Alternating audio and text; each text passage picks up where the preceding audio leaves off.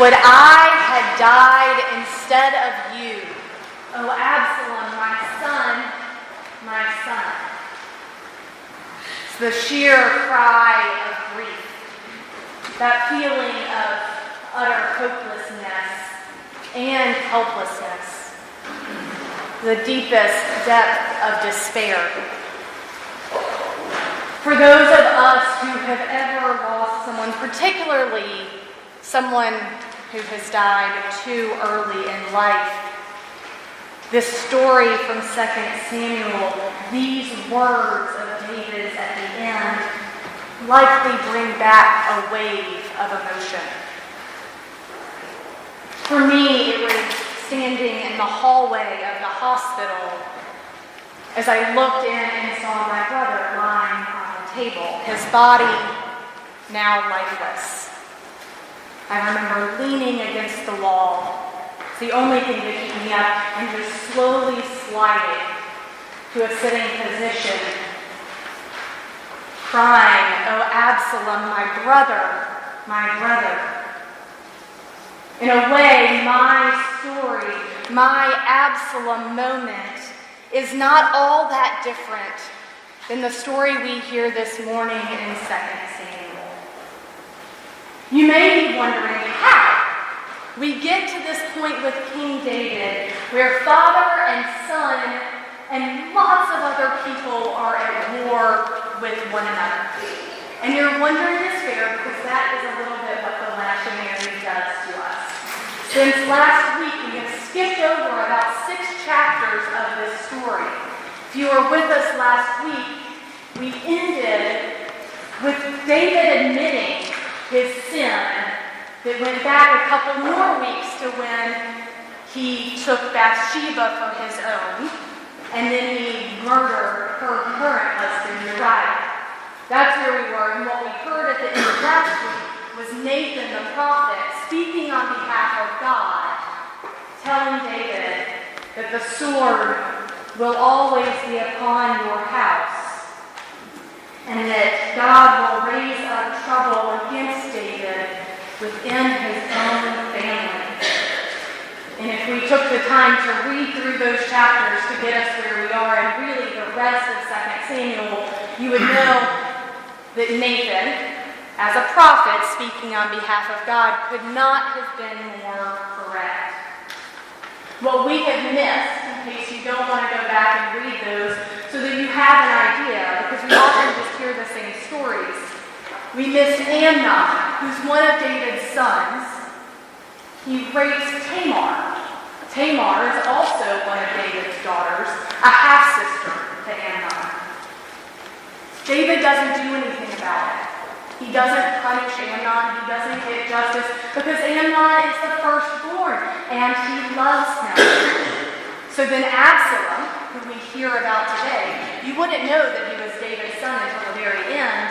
He takes matters into his own hands. As Tamar's full brother, he revenges her, and he goes and he invites Amnon over and kills him. All of this happening in a few chapters. So now David is grieving the loss of his oldest son, and Absalom basically flees for fear of his own life, and in a sense has gone long enough for David to begin grieving the loss of that son. Eventually in the story, Absalom comes back, but really he comes back with the intention of rebelling and overthrowing his father to become king, which is how we get to today's story of Absalom and David at war with one another. I know a few weeks ago I said it was an HBO drama, but I think we got the sequel today. Reflecting on Scripture, particularly this story within Scripture, Melissa Myers, who serves as an elder in the Methodist Church, says this: the Bible isn't just words on a page. It's stories that tell us quite a lot. They tell us about God, about God's people, and about ourselves. This story isn't just any story. It is our story. It is our story of mistakes and doubt. It is our story of loss and grief It's our story of grace and redemption. It's our story of love and forgiveness. It's not just any story. It's our story. At the time of my brother's death, which I've written about at times, or you may have had conversations with me, it felt like my family was at a war of our own. My brother suffered from mental illness and drug addiction. Mother, who was trying to raise kids, but she was blinded by love, similar to David maybe. A half-brother who stepped in to make things right, to help, ending only with my brother being estranged for 6 months, not talking to us, not seeing us. And for the first time when I saw him, was there in that hospital. As I slid down that wall, I was as heartbroken as I imagined King David was that day when the Cushite arrived with news that he thought was good, but the news of his dying son. And I cried, "Oh, Edward, my brother, my brother." The first Sunday that I had the privilege of preaching within this community with you all, we heard from Hebrews. And we heard about the Hall of Fame characters in the Bible. We heard about Abraham, and Enoch, and Abel, and the way it's all phrased, you might recall it. Not my sermon that I expect you to recall, but the text itself in Hebrews. Because rhetorically, the author does something wonderful. By faith this, by faith that, and over again talks about all of these wonderful things that these people do by faith. And so I encourage you to share your by faith stories, not just with me, but with one another. And maybe even I encourage you to share a by faith story with a stranger or someone who you normally don't talk about church with. The questions were, where do you see God in your life? How is God at work in your life? But today's a little different. And I've taken the opportunity to do something a little different. Today is not what I would call a by faith story that's tied up with a nice and neat little bow. It's a story that seems like there's a lot more loss and grief and mistakes and doubt than there is love or grace or redemption. But it is still my story. Don't we all have these stories? Especially as we grow in age. But for some, these stories come younger than we would hope. And maybe they don't relate directly to David and Absalom. Maybe you don't see yourself in that story.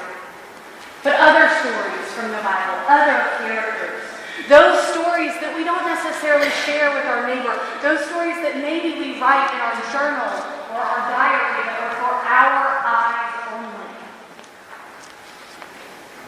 2 years ago, I invited you to share those stories of faith with me and one another, and you have. And it has been my privilege and my joy for that. But not only was I able to hear your stories of faith, you let me live your stories of faith with you. Some for the full 2 years, some of you for just a few weeks. But it's not our stories that begin by faith. It's not just those stories that we are called to share with one another. It's our stories of mistakes and doubt, our stories of loss and grief, our stories where we find ourselves crying, "Oh, Absalom, my son, my son." The stories that make us vulnerable. The stories that remind ourselves and reveal and show to others that while we are made in the image of God, we are not God. We are not perfect. These are the stories that I encourage you to share with one another. And because I'm encouraging each of you to share, there's clearly another side effect. I'm also asking you and encouraging you to listen to one another, to listen without judging, to listen without one-upping someone's story, to listen without fixing whatever it is that that person is going through. Simply listen with the ears that God gave us, the ears that God might listen with.